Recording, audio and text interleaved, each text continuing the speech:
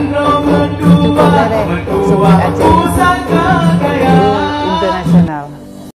Ketua dan rombongan Tim Pemberdayaan Kesejahteraan Keluarga, TPPKK, Aceh, Nyonya Marlina Usman, K. Ana Mualim, mengunjungi rumah tenun Mutiara Songket di Gampong Krungkale, Kecamatan Darussalam, Aceh Besar pada hari Kamis, 17 April 2025. Kunjungan ini bertujuan memberi dukungan bagi pelestarian dan pengembangan kerajinan tenun khas Aceh.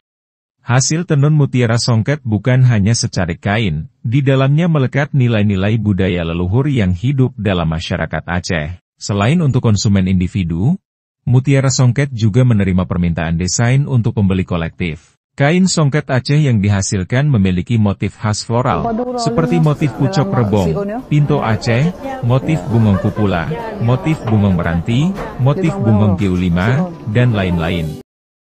Kain songket Aceh merupakan kerajinan tangan tradisional yang menggunakan alat tenun kaki tangan, ATKT. Para wisatawan, jangan lupa datang ke rumah Mutiara Songket SIM Alhamdulillah hasilnya juga kalengan. Ya, Krungkale.